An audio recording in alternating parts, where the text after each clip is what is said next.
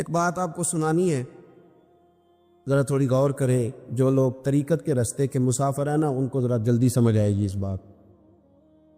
بابا فرید الدین گنج شکر رحمۃ اللہ تعالیٰ علیہ کے ایک مرید تھے، حضرت جمال الدین ہانسوی. بابا صاحب کو مرید سے بڑا پیار ہو گیا. وہ ہانسا کے رہنے والے بابا صاحب پاک پتن کے، تو وہ بیچارے اکیلے بھائی تھے، والد بھی فوت ہو گیا تو ماں بوڑھی تھی. بابا صاحب نے ان سے کہا کہ تو پاک پتن آ جا. کہنے لگے حضور ماں نہیں اجازت دیتی، اگر آپ کہتے ہیں تو آ جاتا ہوں. تو بابا صاحب فرمانے لگے اگر نبی پاک نے اویس کرنی کو بلایا ہوتا تو میں بھی تجھے بلا لیتا، لیکن نبی کریم علیہ السلام نے انہیں نہیں بلایا تو لہذا میں تجھے بھی نہیں بلاتا. لیکن پیار بڑا تھا تو بابا صاحب کہنے لگے چل تو پاک پتن نہیں آتا تو میں تو تیرے گاؤں آ سکتا ہوں. 3 سال بابا جی مرید کی خاطر اس کے گاؤں میں چلے گئے. ان بھی پیٹ ہو جاندے نے مرید کی خاطر، پر مرید پجاروں والا ہونا چاہیے. اگر ہی وہ تو پھر انہوں نے راہ اوکھا لگتا ہے، پھر مشکل ہوتا ہے. چلے جاتے ہیں اب بھی چلے جاتے. ماڑا آئے تو انہوں کہنا تو جمعے راتی آئی سویرے 8 بجے. ہاں تو کدھر آ گئے؟ تگڑا آئے تو انہوں کہنے تو بڑی لیٹ آیا، تو راتی خواب بھی آیا سویرے. خدا بندہ یہ تیرے سادہ دل بندے کدھر جائیں؟ فقر بھی عیاری ہے، شہنشاہی بھی عیاری. میرے بھائی سنیں، بابا صاحب نا 3 سال مرید کے ہاں چلے گئے.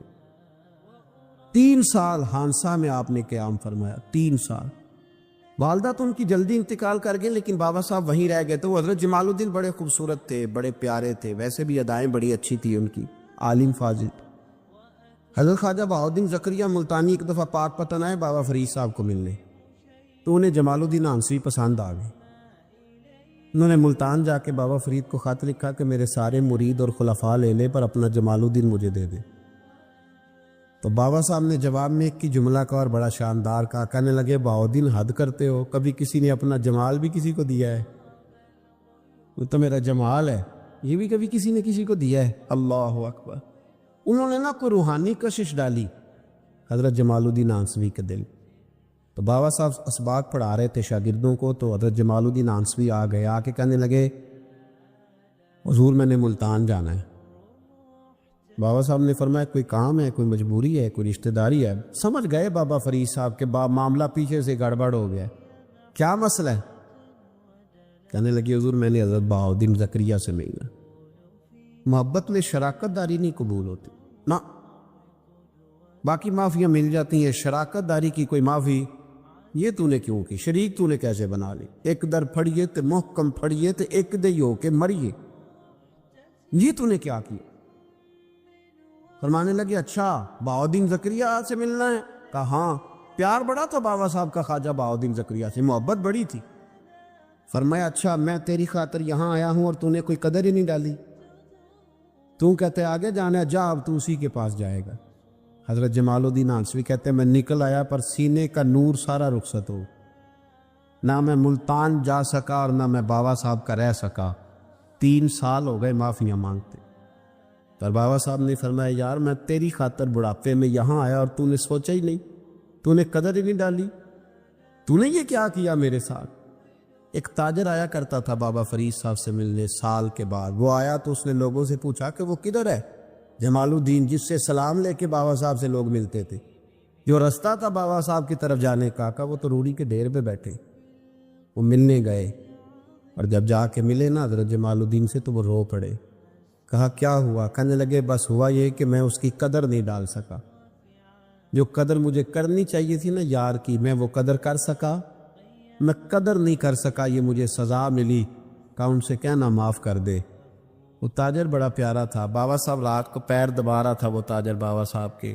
اس کا خیال تھا لوگ سارے جائیں گے تو بات کروں گا. پیر دباتے دباتے ساری دنیا چلی گئی، وہ بیٹھا رہا. بابا صاحب بولے، فرمانے لگے جاتا کیوں نہیں؟ جمال الدین کی بات کرنی ہے، جمال الدین کا ذکر کرنا ہے، چل کر. تو کہا حضور اب دیکھا نہیں جاتا، مہربانی فرمائیں. فرمایا یار اس نے دیکھ میرے ساتھ کیا کیا ہے؟ میں علاقہ چھوڑ کے یہاں آیا اس کی خاطر، اور وہ کہتا ہے میں نے آگے جانا ہے. اس نے توجہ ہی نہیں کی، اس نے میری محبت کو سمجھا ہی نہیں. فرمایا اسے کہنا میں اسے بھولا نہیں، میں روز اس کے لیے دعا کرتا ہوں. جا تو کہتا ہے تو اسے لے آ. حضرت جمال الدین ہانسوی جب آئے نا، اللہ والے پھر بھی سامنے والے پہ الزام نہیں ڈالتے، جب آئے نا تو کمزور ہو گئے تھے، وجود کمزور ہو گیا، آنکھیں باہر نکل آئیں، تو حضرت بابا صاحب انہیں دیکھ کے نا انہیں پھر بھی کچھ نہیں کہا، کہنے لگے فرید الدین، اپنے آپ کو ہی مخاطب، فرید الدین یہ تو نے کیا کیا؟ کوئی اپنے جمال کا اس طرح کا حال بھی کرتا ہے؟ ان کو جب معافی ملی تو وہ رو پڑے، کہنے لگے حضور میرے لیے دعا کریں، اب میں رضا میں ہی پردہ کر دوں۔ ان کا انتقال ہوا اور بابا صاحب نے خود جنازہ پڑھایا۔ سنو بخاری شریف، سنو بخاری، صحیح بخاری، حضرت عمر فاروق رضی اللہ تعالیٰ عنہ فرماتے میں تورات پڑھ رہا تھا، نبی پاک علیہ السلام مسجد نبوی میں آئے تو میں تورات پڑھ رہا تھا، تورات۔ حضور نے آتے پوچھا عمر کیا کر رہے ہو؟ یا رسول اللہ صلی اللہ علیہ وسلم تورات پڑھ رہا ہوں جو حضرت موسیٰ علیہ السلام پہ نازل ہوئی اللہ کی کتاب۔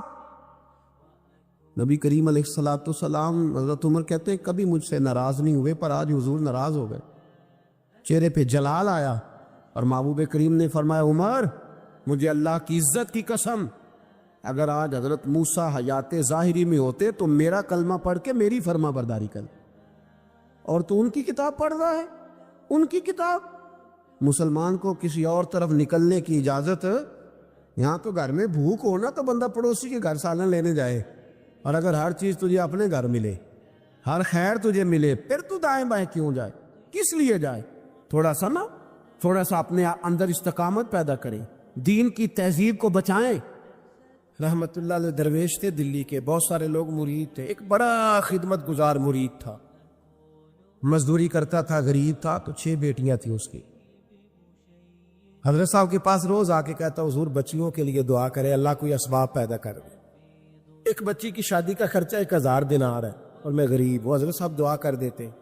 خانقاہ شریف کے تھوڑے ہی فاصلے پر حضرت جہاں بیٹھ کے مریدوں کی تربیت کرتے تھے، اس سے تھوڑا ہی فاصلے پر نا ایک عیسائی رہتا تھا، بڑا مالدار تھا، بڑی سارے اونٹ، گائیں، بھیڑ، بکریاں رکھی ہوئی تھی، اور حضرت شرف الدین رحمت اللہ علیہ کی بڑی مخالفت کرتا تھا۔ اور یہ جو آپ کا غریب مرید تھا یہ اس کا پڑوسی تھا، ایک دن بلا کے نا ان کو کہنے لگا کہ تو کدھر جا کے جو ہے وہ ٹکرے مار رہا ہے، بعض میں کچھ نہیں ملنے والا، وہ تجھے کیا دیں گے جن کی خانقاہ خود چندے پہ چلتی ہے، مدرسہ چندے پہ چلتا ہے، مسجد چندے پہ چلتی ہے، تیری بیٹی کا معاملہ کہاں حل ہوگا؟ اس درویش نے کہا کہ تو میرے پیر کو نہیں جانتا، تو اجے میرا محبوب نہیں ڈٹھا، تو پتہ نہیں نا، تو اس رستے کا مسافر نہیں، تو نہیں جانتا، ان کا بس چلے نا تو وہ ہر قیمت میں میری بیٹیوں کی شادی کرا دے۔ اب وہ عیسائی تھا، کہنے لگا اچھا چلو ٹھیک ہے، اگر اتنی بات ہے نا تو جاؤ ان سے جا کے کہہ دو کہ 6 سال کے لیے میرے ساتھ معاہدہ کر لیں، وہ میرے جانوروں کو چارہ ڈال دیا کرے، 6 سال ڈیوٹی کرے، میں 6000 دینار دے دیتا ہوں۔ وہ میرے ساتھ 6 سال میرے جانوروں کو چارہ ڈالے رکھتے ہیں نا، ہم چارہ ڈالنے کی ایڈوانس پیسے دے کے، اب تو لوگ انہیں بھی غلام ہی بنا لیتے ہیں، بڑی تھوڑی تنخواہ دیتے ہیں، ظلم کرتے ہیں، پورا معاوضہ نہیں دیتے۔ حضرت شیخ شرف الدین کے بارے میں وہ کہنے لگا جب اپنے پیر سے جا کے کہہ کہ میرے جانوروں کو 6 سال چارہ ڈالے، میں 6000 دے دیتا ہوں، تو جو کہتا ہے ہر قیمت پہ جانے کو تیار ہے۔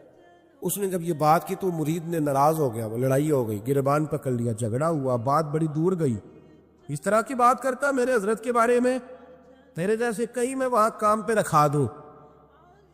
جب وہ بڑی بحث ہوئی، بات محلے میں، علاقے میں پھیل گئی، دنیا نے سن لی، تو شیخ شرف الدین تک بھی پہنچ گئی۔ اس طرح جھگڑا ہوا ہے، لوگ سو گئے عشاء کی نماز کے بعد، حضرت صاحب نے نا سر پہ کپڑا لیا، اس عیسائی کے دروازے پہ دستک دی، وہ باہر آیا، فرمانے لگے لوگ تو سوچ سمجھ کے ملازم رکھتے ہیں، تو نے بھی تو سوچ ہی لیا ہوگا، تبھی تو مجھے آفر کی ہے، تو اپنی آفر پہ قائم ہے، واقعی مجھے رکھ لے گا اور 6000 دینار دے دے گا؟ کہنے لگا جا بابا کام کر اپنا۔ فرمایا نہیں، تو نے اتنے لوگوں میں بات کی، اتنی بحث ہوئی، تو قائم ہے؟ کہنے لگا میں تو قائم ہوں، پر آپ نے نہیں قائم رہنا۔ فرمایا میں سوچ سمجھ کے آیا۔ اس نے کہا آپ ڈیوٹی کریں کہ بحثوں کو چارہ ڈالیں گے؟ فرمایا ایک شرط، بس جب اذان ہو جائے نا تو مجھے رب کی نماز پڑھنے کی اجازت دے دے، باقی صبح و شام جو تو کہے گا۔ اگر اس غریب کی بیٹیاں بیائی جائیں تو مجھے اور کیا چاہیے، اس کی 6 بیٹیوں کا بوجھ ہے اس کے سر پہ، تو مجھے رکھ لے۔ اللہ اکبر۔ وہ کہنے لگا چلے پہ میرے ساتھ خط بندگی کر لے، آج کل ہم کام کرتے ہیں، اس زمانے میں خط بندگی ہوتا تھا، غلامی کا خط، قاضی شہر کے پاس، یعنی اس کا خیال تھا کہ چلو اس کام کی بات کروں گا تو بھاگ جائیں گے۔ فرمایا چل میں تیار ہوں۔ قاضی تک گئے، طے ہو گیا، 6,000 دینار دے دیے۔ حضرت نے مرید کو بلایا، فرمایا پتر یہ لے جا میری بیٹیوں کو روانہ کر دے۔ کہنے لگا حضور یہ کیا کر رہے ہو آپ، کچھ سوچے؟ فرمایا یار جب تجھے بیٹا بنا لیا تو پھر میری پوتیاں تو لگتی ہیں نا، میرا حق تو بنتا ہے نا، جا کے ڈیوٹی کر، ان کو بیاہ دے۔ بات پھیل گئی، بادشاہ بھی عقیدت مند تھا، وہ 12,000 دینار لے کے پہنچا۔ کیا بتاؤں ان رب کے بندوں کا دل کیسا ہوتا ہے، کیا درد ہوتا ہے، کیا رنگ۔ 12,000 دینار لے کے بادشاہ آیا اور آ کے حضرت کو پیش کیے کہ حضور آپ دیں اس عیسائی کو ڈبل دیں اور جائے کام کریں۔ آپ فرمانے لگے تو پیسے دے، شرطیں نہ لگا، میرا جہاں دل کرے گا میں خرچ کروں گا، مجھے تو مزہ ہی اب آنے لگا ہے، ابھی تو لطف آ رہا ہے، ابھی تو ذائقہ آیا ہے کچھ کرنے کا، پیسے دینے ہیں تو دے، پابندی نہ لگا، جہاں میرا دل کرے گا میں۔ اس نے کہا حضور ٹھیک ہے رکھ لے۔ حضرت نے فجر مسجد میں پڑھی، جیب میں 12,000 دینار تھے، اعلان فرمایا بھی کسی اور کی بیٹی بھی بیٹھی ہے تو پیسے میرے پاس ہے۔ وہ 12,000 دینار بھی بانٹ دیا، اور 12,000 دینار بانٹ کے نا تو پھر چلے گئے کھیت میں چارہ کاٹنے۔ اس عیسائی کو کسی نے بتلایا کہ ان کے پاس تو 12,000 آیا ہے پر تجھ سے جان نہیں چھڑائی انہوں نے، وعدہ یہ ہوا تھا کہ 6 دیں گے تو جائیں گے، جب تک دیں گے نہیں تیرے گھر میں کام کریں گے۔ وہ نا چارہ کاٹ رہے تھے، حضرت صاحب تو وہاں پہنچ گیا، دور جا کے کھڑا ہو گیا، کہنے لگا بابا پہلے تو میں نے مسلمانوں کے اخلاق سنے تھے، اب تو میں نے دیکھ بھی لیے، پر یہ بتا جب 12,000 آیا تھا جان کیوں نہیں چھڑائی؟ تو حضرت چارہ کاٹتے کاٹتے رو پڑے، فرمانے لگے تو نہیں نہ جانتا یہ بیٹیاں سانجھی ہوتی ہیں، پتہ نہیں نا، میرے رسول پاک نے تو حاتم تائی کی بیٹی کے سر پہ کپڑا رکھ کے کہا تھا بیٹیاں برابر ہوتی ہیں، تو یہ نہیں پتا جب اس کی 6 بیٹیوں کی شادی ہوئی ہے میرے اندر روحانیت کتنی بڑی ہے۔ فرمایا پھر 12,000 آیا ہے تو 2-4 بچیاں پھر گئی ہیں، یہ نہیں پتا میں اندر سے راضی کتنا ہوں، میں تیری نوکری کرتا رہوں گا، پتہ نہیں اللہ کتنی بیٹیوں کو بیاہ دے گا۔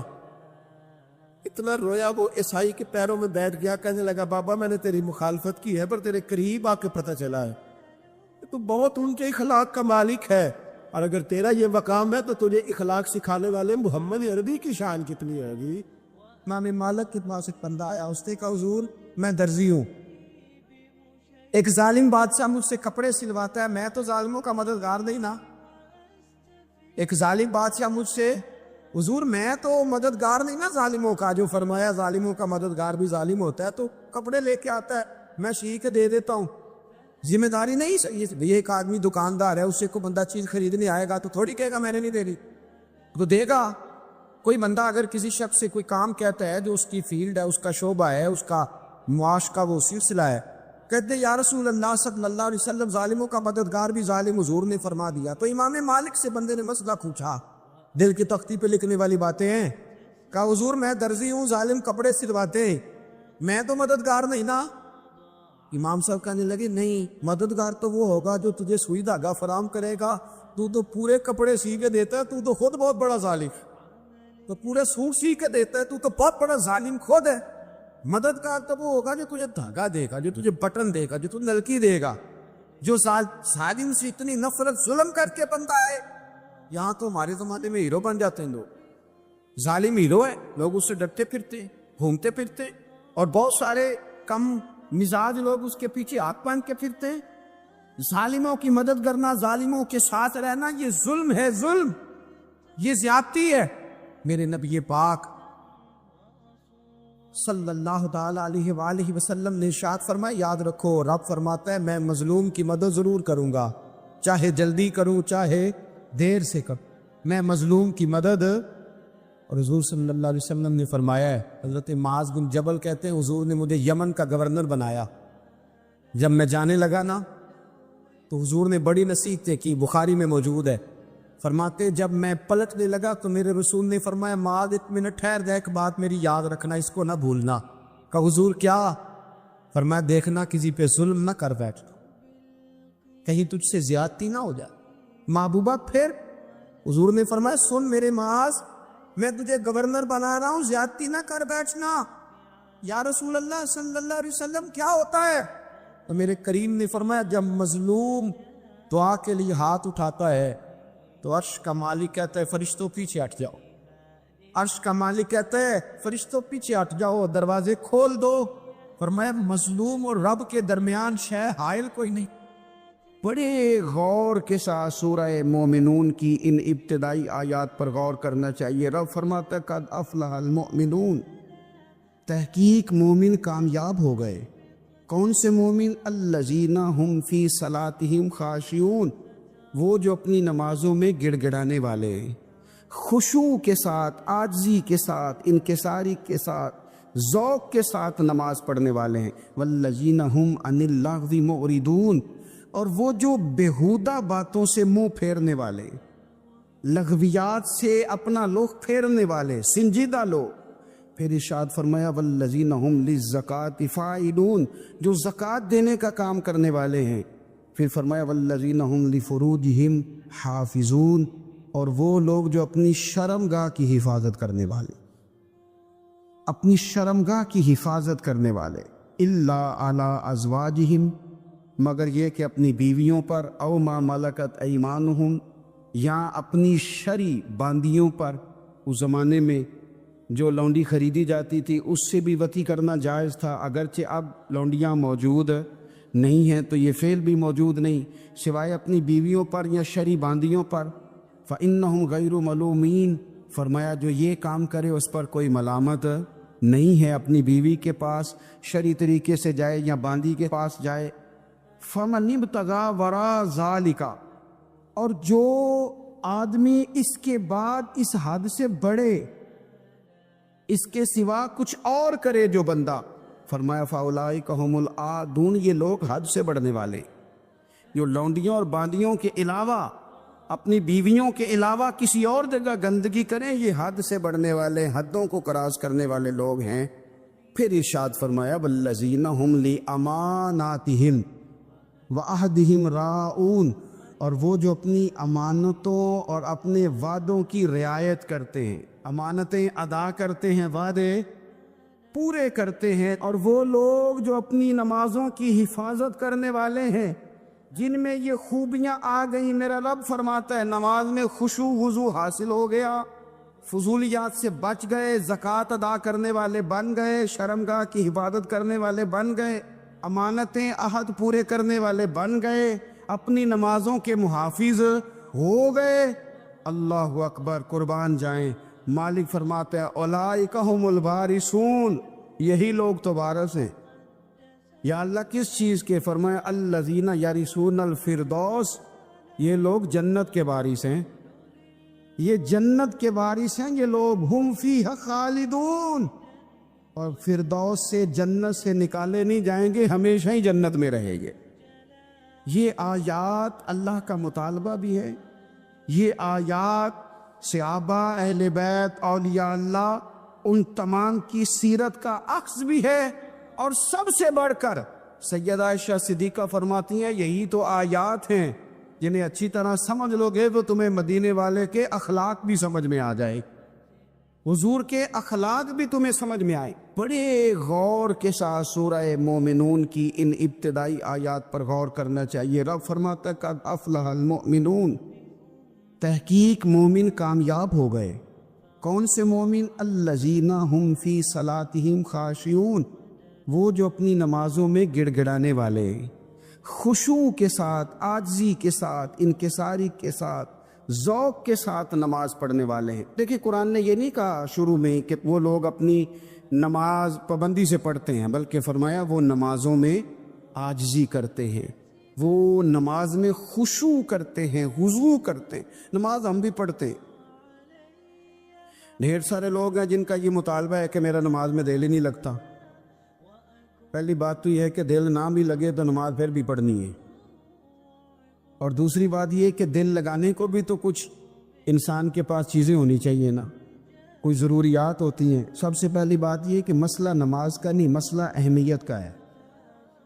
آپ نے اللہ تبارک و تعالیٰ کی ذات کی، رب کریم کے جلالت کی جتنی زیادہ اہمیت اپنے دل میں محسوس کر لی، اتنا ہی نماز کی طرف توجہ آپ کی بڑھ جائے گی۔ آپ سادی سی مثال ہے، غور کر لیں، جتنا آپ اپنے استاد کو پروٹوکول دیتے ہیں، جتنی عزت کرتے، اتنا ہی وقت پہ آپ ان کے پاس پہنچ بھی جاتے۔ اگر آپ کے دل میں اہمیت نہیں ہے تو آپ ٹال دیں گے، اور جس استاد کی اہمیت ہے اس کے فون کی گھنٹی بجتے ہی فون بھی اٹھایا جائے گا، اور بات پوری مکمل بھی نہیں ہوگی تو کہا جائے گا جیسے آپ کہیں گے، اور جو وقت وہ دیں گے ان سے 10 منٹ پہلے پہنچنے کی کوشش بھی کی جائے گی۔ بس سمجھ لیں، دل لگنے نہ لگنے کا مسئلہ نہیں، اہمیت کا مسئلہ ہے۔ آپ جتنی اپنے مالک کی بارگاہ کی اہمیت سمجھ لیں گے، اتنا ہی وقت پہ مسجد آئے گی، اتنا ہی شوق سے نماز پڑھیں گے۔ دوسری بات، نماز کے ترجمے پہ غور کریں۔ آپ یقین کریں، اگر نماز کا ترجمہ ہمیں آ جائے نا تو ہمیں تو یوں لگے کہ ہم تو اپنے مالک کی بارگاہ میں عرض و معروض کرنے حاضر ہوئے۔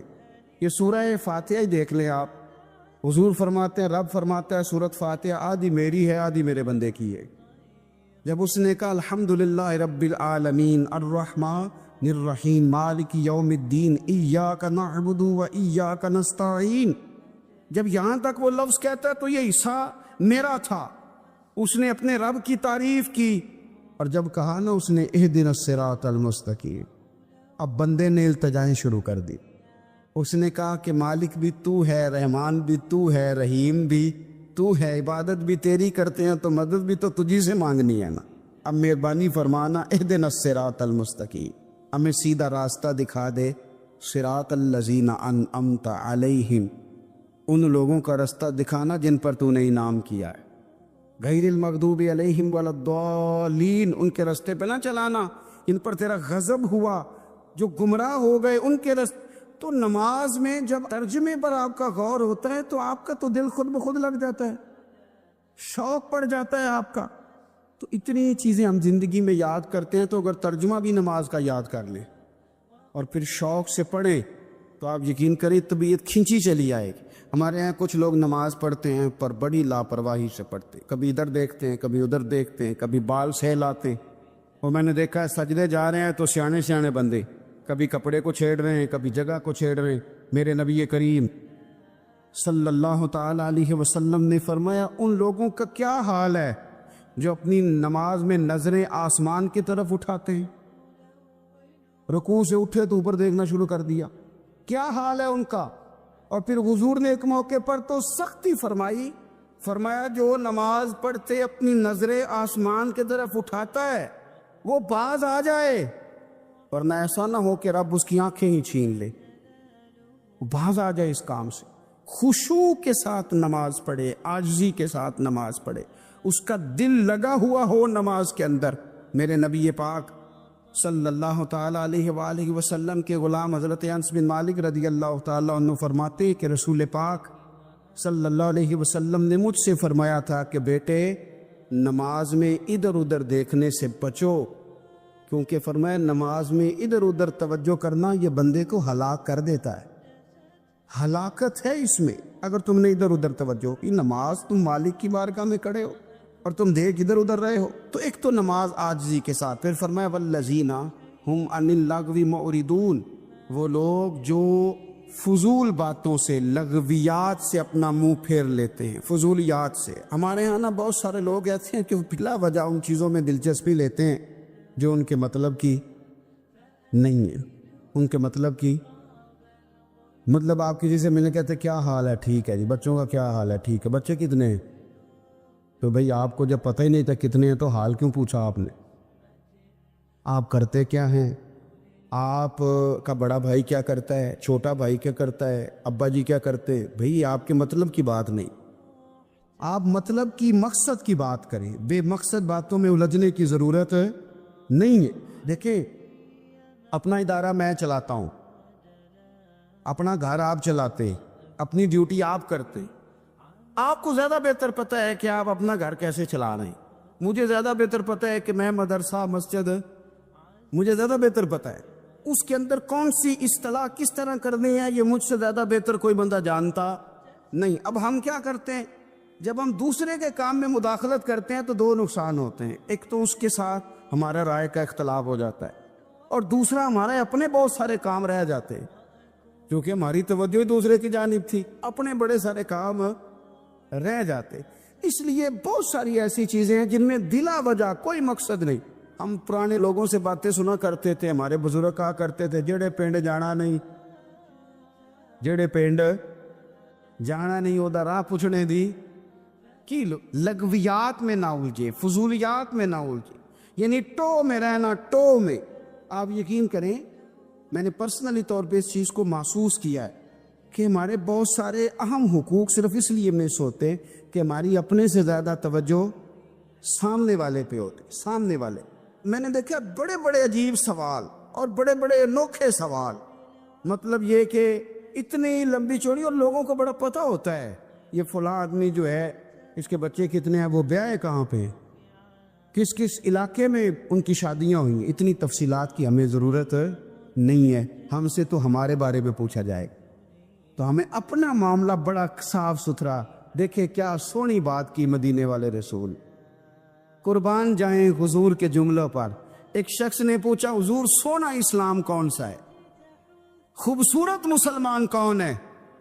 تو نبی پاک صلی اللہ علیہ وسلم نے فرمایا وہ خوبصورت مسلمان ہے جو بات اس کے مقصد کی نہیں, بے معنی ہے وہ بات وہ چھوڑ دے. بے مقصد باتوں سے الجھنا جو بندہ چھوڑ دے وہ مسلمان بڑا سونا مسلمان ہے. ہم کمزور اس لیے ہوتے ہیں کہ ہماری توجہ زیادہ دوسروں کی باتوں پر پڑتی ہے. پھر فرمایا والذین هم للزکاۃ فاعلون, وہ لوگ جو زکوٰۃ دینے کا کام کرتے ہیں, صدقات کرتے ہیں, خیرات کرتے ہیں, وہ کامیاب ہو جاتے ہیں. پھر فرمایا والذین هم لفروجہم حافظون, وہ جو اپنی شرمگاہ کی حفاظت کرتے ہیں. نوجوان میری بات پر توجہ کریں. فرمایا وہ لوگ جو اپنی شرمگاہ کی, والذین هم لفروجہم حافظون, وہ لوگ جو اپنی شرمگاہ کی حفاظت کرتے. حضور غوث پاک رضی اللہ تعالیٰ عنہ فرمایا کرتے تھے دو چیزیں انسان اپنی سنبھال لینا, ایک پیٹ اور ایک شرمگاہ. تو فرماتے تھے ولایت اس کے بڑی قریب آ جاتی. ہم نہ ان لذات میں الجھ جاتے. سیانے سیانے بندے روٹی کمر سیدھی کرنے کے لیے کھانی چاہیے, زبان کے ذائقے کے لیے نہیں کھانی چاہیے. یہ زبان کا ذائقہ لگ جائے یہ کہیں کا نہیں چھوڑتا انسان. اپنی شرمگاہ کی جو لوگ حفاظت کر لیتے, کوئی بڑے سے بڑا گناہ کرنے سے بھی بندہ کافر نہیں ہوتا, بندہ کفر کرنے سے کافر ہوتا ہے. گناہ بڑے سے بڑا کرنے والا بھی گناہ گار ہے, کافر نہیں. کہ بعض گناہ ایسے ہیں جو جس وقت بندہ کر رہا ہوتا ہے اس وقت وہ مومن نہیں ہوتا. میرے نبی کریم صلی اللہ تعالیٰ علیہ وسلم نے فرمایا جب کوئی شرابی شراب پیتا ہے اس وقت مومن نہیں ہوتا.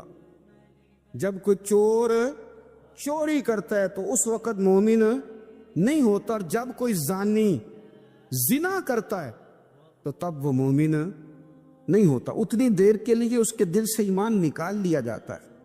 یہ جو ہمارے لڑکے بن سنور کے نکلتے ہیں, یہ جو میک اپ کا خرچہ لڑکیوں کے برابر لڑکوں کا ہوتا جا رہا ہے, یہ جو لڑکے بھی رات کو چہرے پر کریم لگا کر کے سوتے, یہ بتا سکتے ہیں کہ مقاصد کیا ہے؟ بتا سکتے ہیں؟ یعنی بچے بھی بغیر شیمپو کے بال نہیں دھوتے, مثلا کیا کرنا ہے آپ نے اس کا؟ بڑی بڑی قیمتی چیزیں جو ہیں وہ آپ نے رکھی ہوئی ہیں, مقصد کیا ہے؟ یہ جو ہمارے بچے بن سنور کے نکل رہے ہیں تو کیا دعوت دے رہے ہیں سوسائٹی کو؟ شارٹ نکرے پہن کے جو نکلے ہوئے, اریاں لباس پہن کے نکلے ہوئے. اقبال نے کہا تھا دیار مشرق ہوس میں غلطاں, شباب اریاں شراب اسیاں, جسے بھی دیکھو غری کے اسیاں. ہم ایسی تہذیب کیا کریں گے؟ شباب اریاں, تم نے اپنی جوانی ننگی کر ڈالی ہے ساری معاذ اللہ. کن مقاصد کے لیے؟ میں وہ اعداد و شمار بتا نہیں سکتا. ہمارے ہاں گاند سستا ہو گیا ہے, لوگوں نے گناہ تک پہنچنا آسان بنا دیا ہے. آپ دیکھ لیں گندگی دروازے پہ اور گند موبائل میں. کیسے بچائیں ان بچوں کو؟ کیا کریں؟ کلیجے پھٹتے. ابھی باتیں سوچتے ہیں تو سوچتے ہیں آنے والی نسل کو کہاں لے جائیں, کہاں چھپائیں, کیا ایسا کرے کہ یہ بچ جائیں. خدا را قربان جائیں حضرت عثمان غنی پر. مصنف ابن ابی شیبہ میں صحابہ فرماتے حضرت عثمان غنی نا بڑے مالدار تھے. مال آتا ہے تو لوگ عیاش نہیں ہو جاتے. مال آتا ہے تو لوگوں کی خواہشات بہت بڑھ نہیں جاتی. بڑے مالدار تھے, مالدار بھی تھے اور سونے بھی بڑے تھے. حضرت اسامہ بن زیاد کہتے ہیں میں نے زندگی میں اتنا سونا بندہ نہیں دیکھا جتنے حضرت عثمان غنی خوبصورت تھے.